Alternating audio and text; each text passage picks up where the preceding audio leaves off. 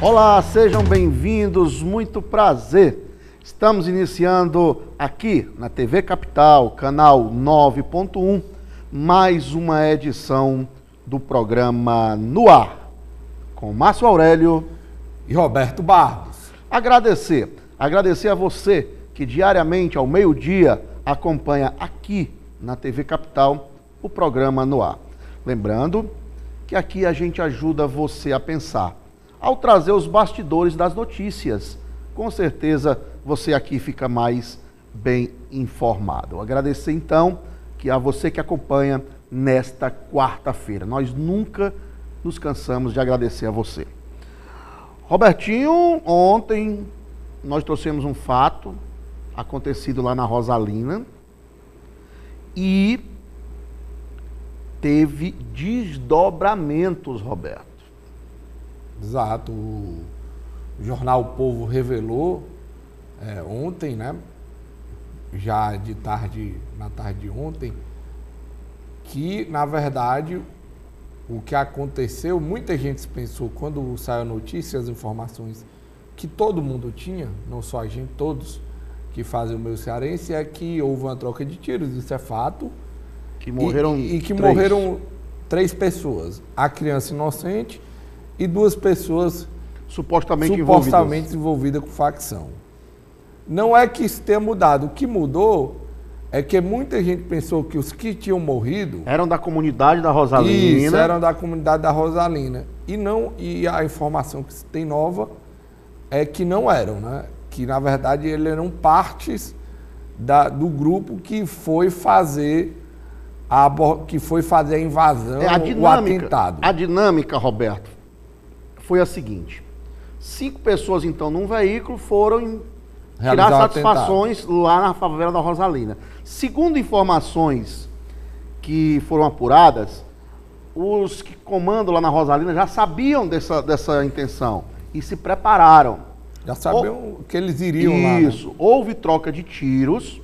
Nisso, os 2 mortos eram dos invasores, os corpos eram dos 2 dos invasores, os outros 3 fugiram, foram presos, e posteriormente um 4º foi preso. Só que esse 4ª pessoa que foi presa, ele é sim da favela lá da Rosalina, da comunidade da Rosalina. Exato. Certo? Essa 4ª pessoa. Detalhe, um dos 3 presos, dos 3 invasores, um deles foi preso no carro, aquele carro lá na Godofredo Maciel, ele entregou aonde estava o arsenal, e ele tinha informações na casa tal, número tal, rua tal, aonde estava o arsenal do pessoal da Rosalina. E a polícia foi lá e apreendeu essas armas. Exato. Certo? Detalhe, não é que ele foi ajudar a polícia, não é que ele foi um bom samaritano nessa questão. O grande lance... prejudicar o rival, né? Exatamente. Prejudicar a facção rival. Isso, né? Talvez hoje lá esteja, enquanto não chega o suporte, desguarnecido, né? Não sei como é que funciona. O que aconteceu foi isso. Então, o que aconteceu foi isso, Roberto. A dinâmica dessa forma. Essa foi a notícia nova que tivemos em relação a esse caso da Rosalina, que repercutiu muito ontem, né? A gente já tinha trazido algumas informações que não deixam de ser verdades, né?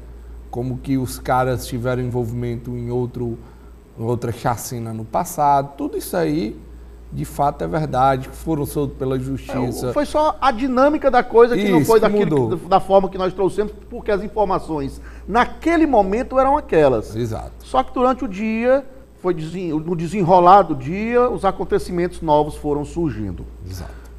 Roberto, ontem também, rapidinho, nós tivemos a apreensão de uma quantidade grande de cocaína lá no Porto do Pecém, viu?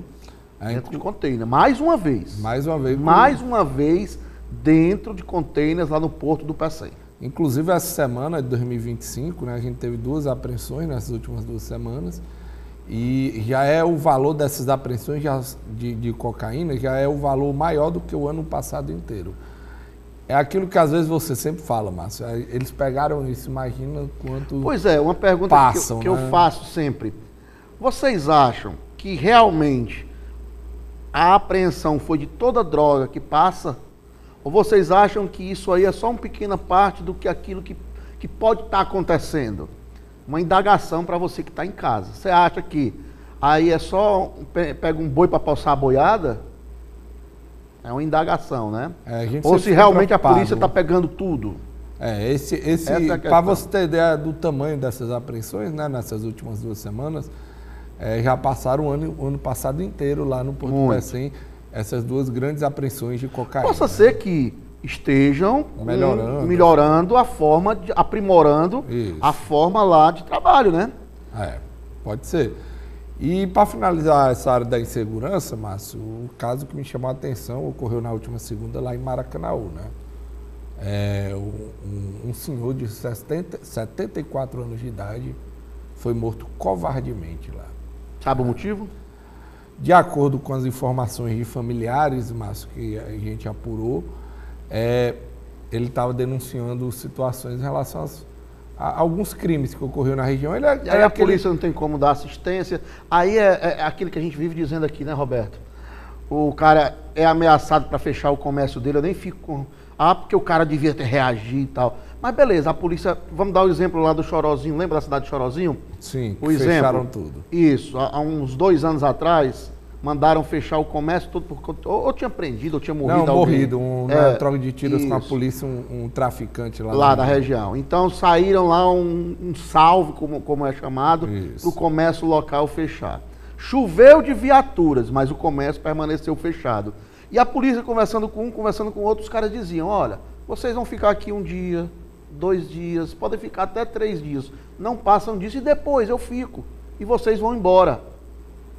Entendeu? Só para esclarecer o caso aí de Maracanaú, né? Ocorreu na última segunda, um senhor de 74 anos chamado Onofre.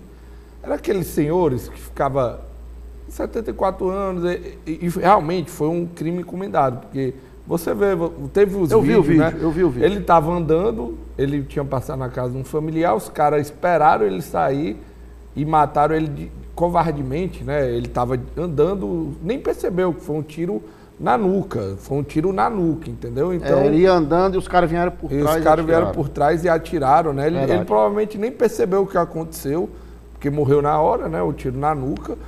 E lamentável, de acordo com informações de familiares, o motivo foi porque ele denunciou, ele reclamava de algumas situações. Uma rua, inclusive, sem saneamento, sem nada, né? Exato.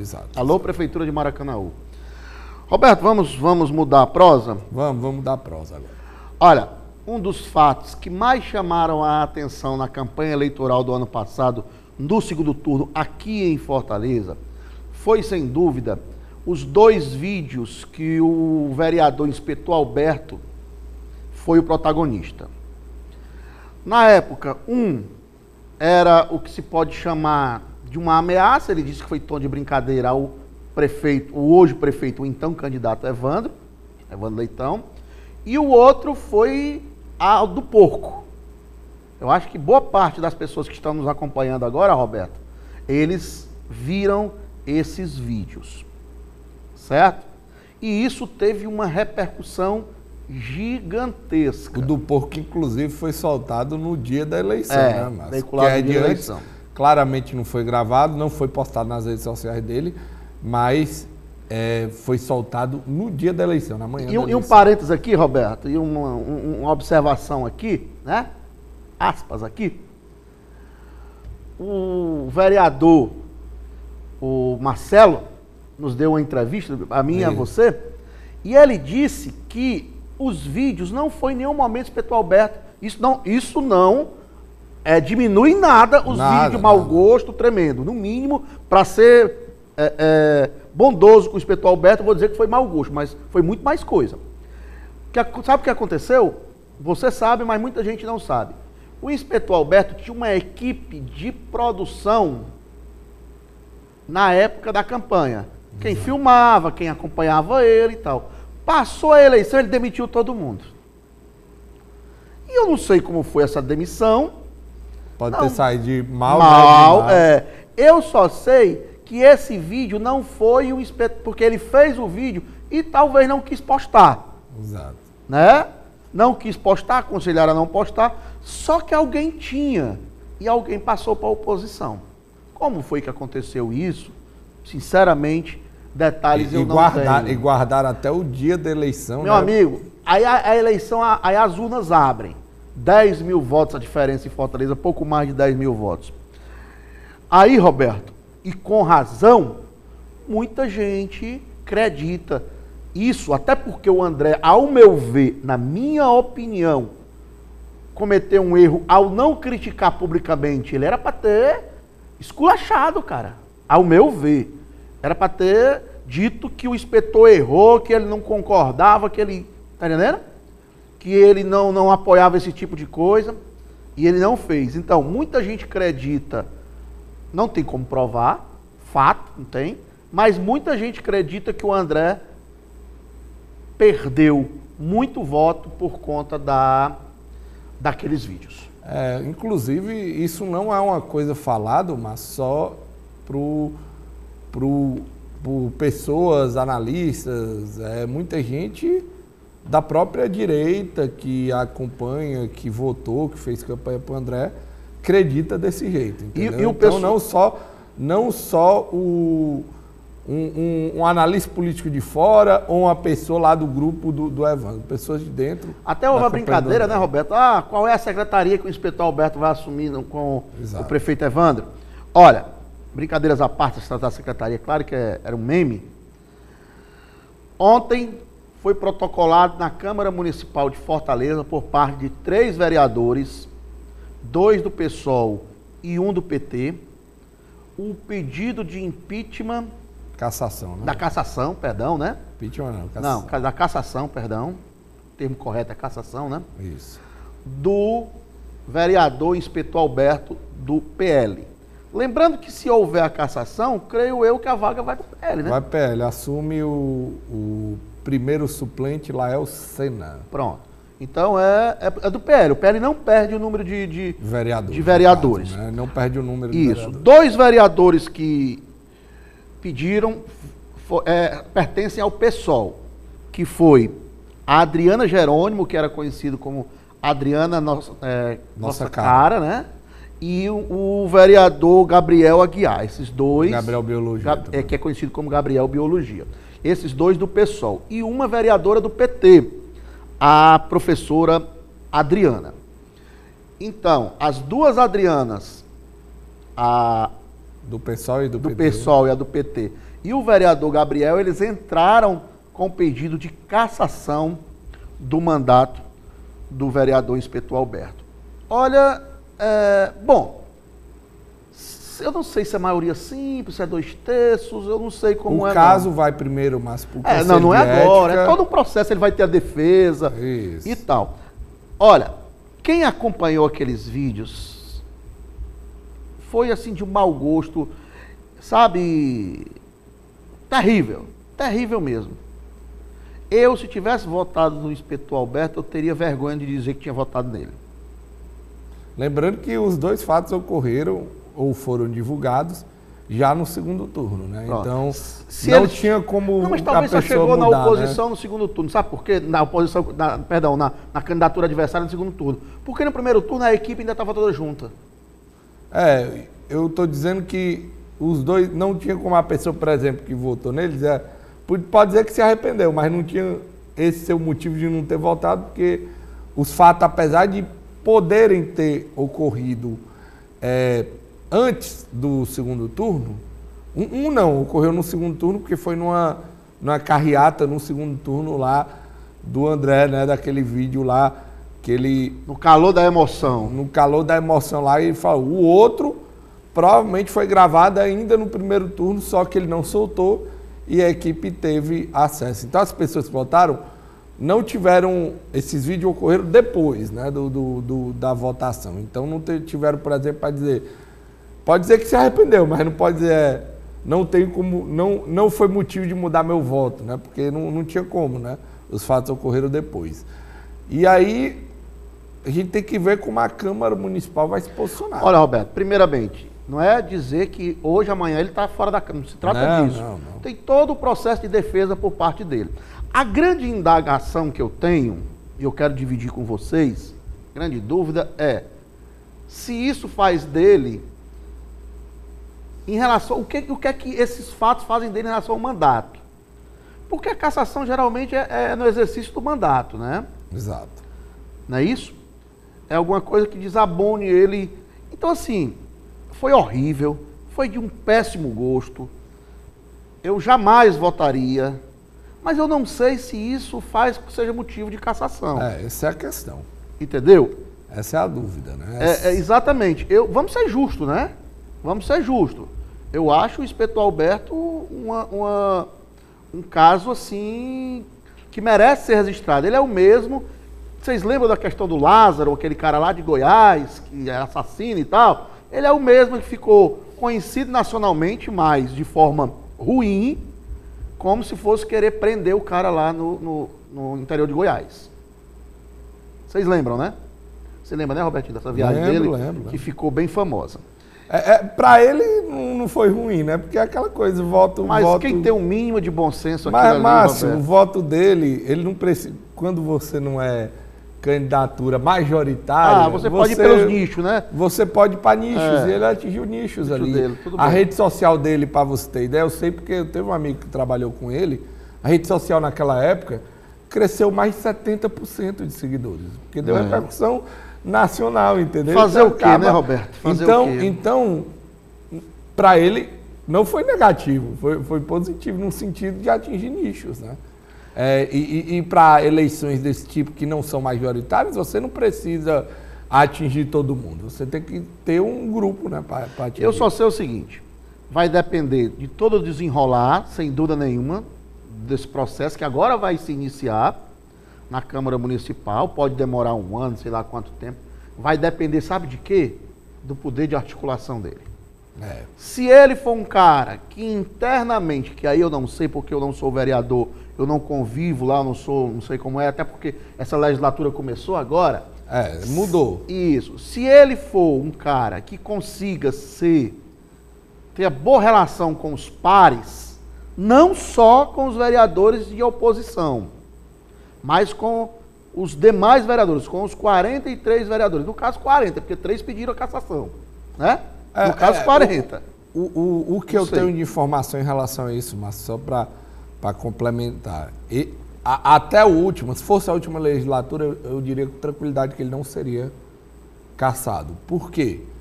Porque a informação que eu tenho é que ele tem aquele jeitão dele, mas ele não trata o pessoal com os outros vereadores. Muita gente gosta dele, entendeu? Ele é mais tranquilo. Aquilo ali, eu sempre digo que sempre foi muito personagem. E agora, nessa atual legislatura, eu não sei, eu não tenho informação.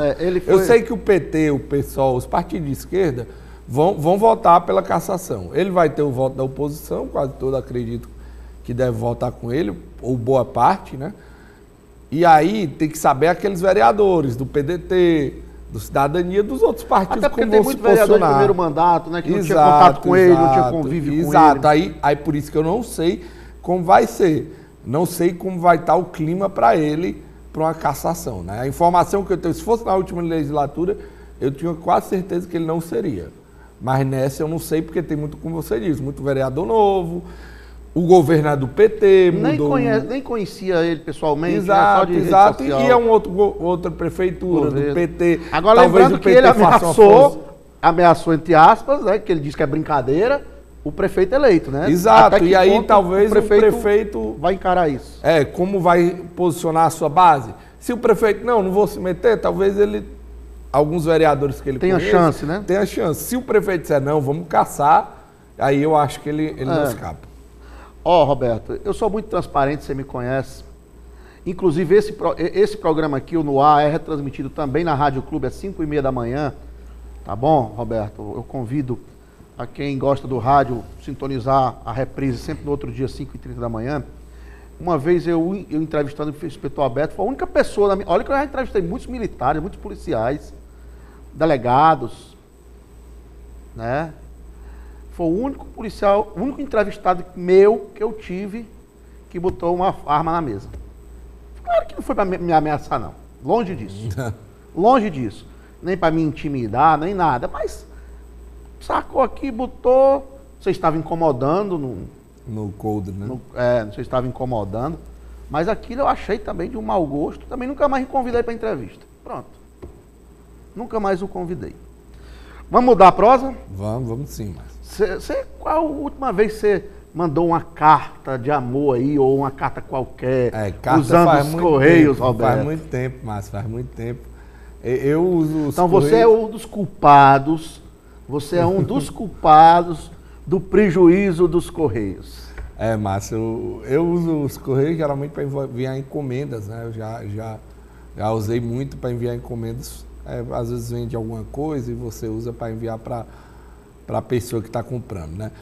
Olha, assim, mas esse caso dos Correios, a gente começou brincando, mas é um caso muito sério, muito pessoal. Sério. Olha, mais um mês que os Correios apresentam um prejuízo milionário. Recorde, né, Márcio? Recorde. Em janeiro desse ano agora, de 2025, os Correios faturaram em torno de 1,9 bilhão de reais. Aliás, perdão, 1,5 o faturamento, em torno de 1,5. E teve um custo de 1,9. Perfeito. Certo? Então teve um faturamento de 1,5 e teve um custo de 1,9. Bilhão, nós estamos falando. O prejuízo é em torno de 424 milhões de reais somente em janeiro. Nós estamos falando de um mês do ano. Detalhe, no ano de 2024, ainda não saiu o balanço total, mas os primeiros números mostram que os Correios tiveram prejuízo da ordem de 3,2 bilhões de reais. Isso em 2024. Não é à toa, meu amigo, que está acontecendo. Não é à toa. Porque cá entre nós, os Correios hoje em dia não. Mas até um tempo desse ele era monopólio. Exato. Do sistema postal brasileiro. Ele ainda tem boa fatia do mercado, Márcio. Eu acho que tem que ter muito, como a gente diz, tem que ter uma proeza muito grande para você causar um prejuízo nos Correios, porque apesar de não ser um monopólio, é quase um monopólio ainda. Tem locais que só os Correios entregam. A gente hoje em dia tem outras transportadoras que entraram no ramo, né? Já entraram por conta da ineficácia dos Correios. Exato. Foi muitas, inclusive, nem faziam entregas como os Correios faziam. O que acontecia, elas faziam só entregas grandes para empresas. Terceirizava, ela fazia entrega para empresas. Só que o serviço dos Correios estava tão ruim que eles viram uma oportunidade de mercado e começaram a investir. A gente tem várias empresas hoje que fazem isso. E muito bem estruturadas, diga por sinal. Sim, muito bem estruturadas. E às vezes com prazos menores que dos Correios. O que acontece, mas ainda assim, essas empresas têm uma carga tributária bem maior do que a dos Correios. Então, às vezes, os serviços do Correio conseguem ser até mais vantajosos, mas mesmo assim, com esse monopólio, quase um monopólio, que não é mais um monopólio, mas é muito parecido com um monopólio, porque tem em todo canto do país, então você facilita de entregar e também de receber. Ainda assim, os Correios deram prejuízo, e um prejuízo recorde no ano passado, as estimativas de mais de 3 bilhões de reais de prejuízo. E esse ano já começa muito mal, né? Mas esse ano começa mais do que qualquer mês do ano passado. Exato. Se continuar nessa toada, nós vamos ter um prejuízo dos Correios maior do que tivemos ano passado. Exato. Aí o que acontece? Vai dissolver a empresa. Não, o Tesouro da União vai lá e socorre. Exato. E aí faz dinheiro, faz né? aquele monte de demissões voluntárias, põe um monte de gente na rua, já tem salário atrasado em certos estados. Exato. Já tem notícias sendo divulgadas pela imprensa nacional, que em alguns estados o salário já está sendo pago, né, atrasado. Então, o que não é muito comum nesse meio, né? Olha, Roberto, o presidente dos Correios, ele se chama Fabiano Silva dos Santos. E não é à toa, ele já entrou lá com a intenção, pelo menos o governo queria que ele reduzisse os prejuízos. Mas como é que ele vai reduzir que os números dos gastos só aumentam com ele na presidência? Exato, mas lembrando Entendeu? que esse Fabiano ele foi indicação daquele grupo de advogados prerrogativas. Ele É ligado ao PT, né? Ligado ao PT, aquele grupo que defendeu o Lula por muito tempo, na época da Lava Jato, enfim, sempre fez defesa, o nome do grupo é Prerrogativas, e ele foi indicação desse grupo. O que acontece, Márcio, como você disse, teve aumento de custos. Teve uma matéria que saiu alguns meses atrás, que o Correio aumentou os custos em eventos culturais, em patrocínio de eventos culturais. Para você ter uma ideia, Márcio, eles gastaram R$500 mil numa feira de livro em Bogotá, na Colômbia. Em Bogotá, na Colômbia. Nada contra a feira de livros de Bogotá, na Colômbia. A questão é que quem está tendo prejuízo vai se dar o luxo de patrocinar uma feira fora do país, entendeu? Sabe por que eles patrocinaram a feira?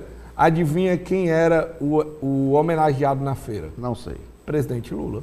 Pronto. Entendeu? Eles gastaram também 1 milhão e pouco, 1 milhão e 300 1 milhão e 300 no evento dos prefeitos. Os prefeitos agora, que está sendo realizado em Brasília. Olha, Roberto, é preocupante. É preocupante porque os Correios, ele é uma coisa que tem uma identidade muito forte com o brasileiro. Certo? E nós sabemos que nós vivemos num país continental que, obviamente, precisa mandar... Não se manda mais carta, é claro que não, né? Mas hoje em dia, meu amigo, muita coisa depende dos Correios. É um cara que mora lá no interior do Ceará, lá no distrito, produz queijo ou outra coisa e despacha. Hoje em dia a gente está dessa forma. Para ter ideia, Márcio, os valores do aumento dos gastos com eventos culturais pelos Correios, em 2023, foram 32 milhões. 32 milhões, um aumento assim gigantesco na última gestão. Não vou dizer que cancele todos, porque precisa ter uma interlocução, mas tire aí só os importantes mesmo, os indispensáveis. Exato. Entendeu? Aí você diminuiria, cara. Você tem que diminuir os gastos, aí você aumenta, né? Esse tipo de gasto, para você ter ideia, por exemplo, se juntasse todos os 4 anos do governo Bolsonaro e os 2 anos ali do Michel Temer, só o do ano 2023 foi maior do que todos esses 6, 7 anos. E, Roberto, existe o que eu costumo chamar de simbologia. O cara vê, olha, se os Correios estão gastando 2 milhões com isso aqui, não está nem aí. Prejuízo aqui não existe, não. Exato, porque entendeu? Exatamente por ser um estatal, ele pode depois, como você falou, os cofres públicos podem lá socorrer ele, e aí quem vai pagar o pato é a gente. Não, e os funcionários também, porque toda vida eles inventam tal de uma demissão voluntária. Exato, exato. Aí, já é pouco, o que é que acontece? Recorre a terceirizados. Aquelas empresas. Que sempre ganham uma nota. Isso. Né, ou então, aqueles contratos temporários que o trabalhador exerce o mesmo papel do trabalhador oficial lá dos Correios, registrado, mas ganha bem menos. Entendeu? Então, são essas coisas que a gente tem que combater. Né? E, repito, ao meu ver, falta simplesmente gestão para que uma empresa como os Correios volte a dar lucro. Gestão. Gestão que o atual presidente olhou o aumento dos gastos de forma positiva, mas não olhou o aumento do faturamento de forma positiva. Aí, onde só se tira, não se bota, se acaba, Roberto. Exatamente, Márcio. A gente tem que ficar atento e como você diz, né? Só aumentou os gastos. Só aumentou os gastos. E não tem como uma empresa dar lucro só aumentando os gastos, né? Não tem como, não tem como. E o que acontece é, os Correios justificou o prejuízo por causa daquela taxa das blusinhas. Mas em 2023, sem a taxa das blusinhas, já tinha tido um prejuízo muito grande, né? Exato. Então, Roberto, agradecer. Agradecer a todos que nos acompanham aqui no programa no ar com Márcio Aurélio e Roberto Barros. A gente volta amanhã com mais um programa com notícias quentes do dia, Márcio. Um abraço a todos, até amanhã.